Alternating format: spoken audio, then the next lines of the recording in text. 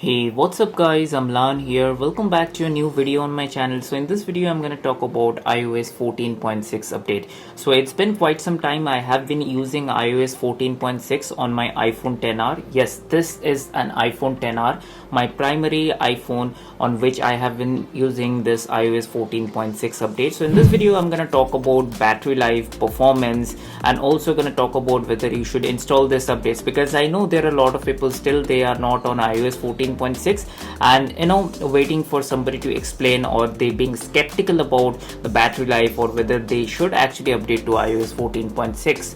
I know that many of us are expecting the iOS 15. So in WWDC June 7th, we're gonna first see the preview how iOS 15 looks like. With that being said, let's keep the excitement for the later part of the video. But today in this video, let's have a deeper dive at iOS 14.6.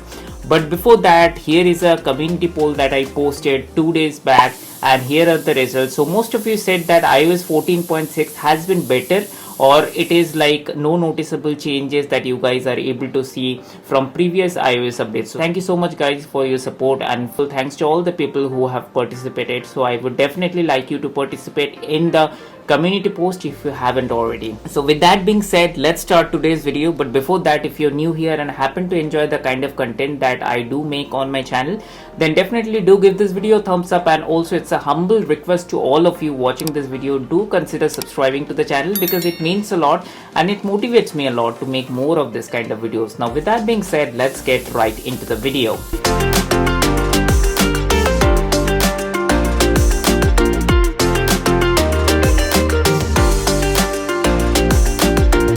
So guys, the first things first, let me go to the settings and about section and let me show you the details. So as you can see, this is iOS 14.6. If I talk about the build number, 18F72 is the build number, and also along with this update we got a new modem firmware. So later about that modem firmware in this video, but first these are all the details. I'm using this on my iPhone XR. But without further wasting any time, let's have a closer look at the battery.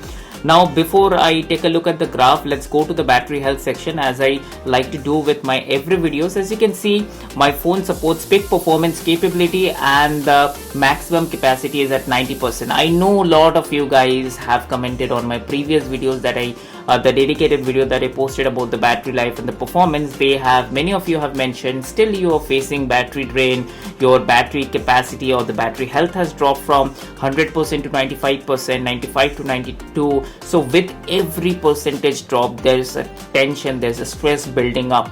And trust me guys, battery life is something that's very much consumable. It's mentioned everywhere. Even if you look at this message, it says all batteries like iPhone batteries are rechargeable batteries, and also it's mentioned that it's a consumable component. So if you use your phone, it is definitely going to affect your battery life. Definitely it is going to decrease. So don't worry too much about the battery life unless and until you're doing too crazy stuff like playing games all day, using your iPhone heavily.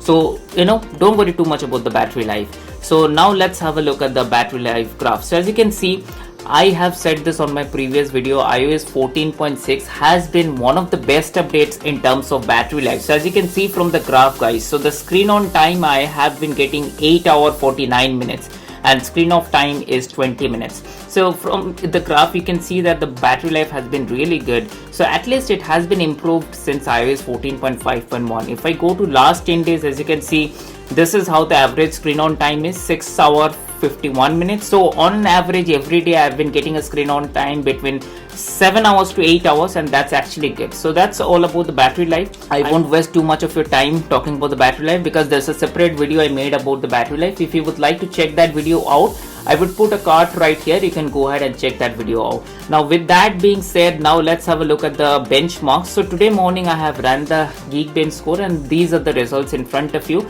So there is no major changes. I ran it on the 1st June and I ran it today morning. So these are the scores. As you can see, there is no much difference in terms of score and all. So the performance is very fine. So as I've said in my previous videos as well, and in today's video, So there's no much change in terms of performance. Performance is good as it was with iOS 14.5.1. As you can see, there is no problem in terms of scrolling, and if I open any application, in terms of keeping the application's memory, I know iPhone XR is old, and if you just try to keep 10 applications memory, it's gonna automatically boot out the application, the oldest one.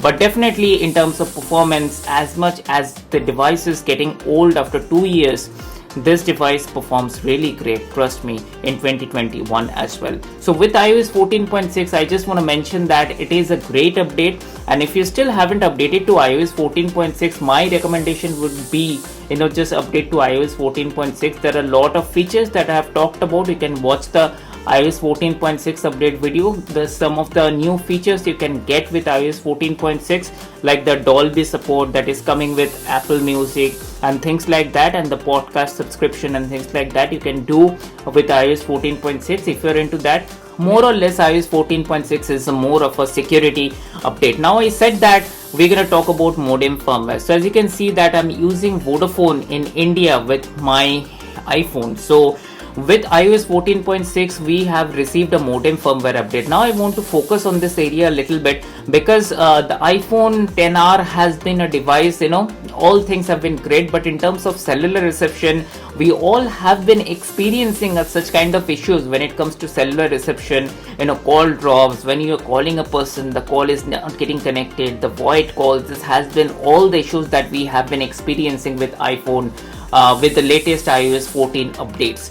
So we all know about that, and sometimes it happens, but I just would like to mention that the number of issues we faced with iOS 14.5.1 that has been decreased with iOS 14.6 update, and with the new modem firmware, Apple has tried to fix some of the cellular network reception issues. And also, nevertheless, there's my AirPods Pro.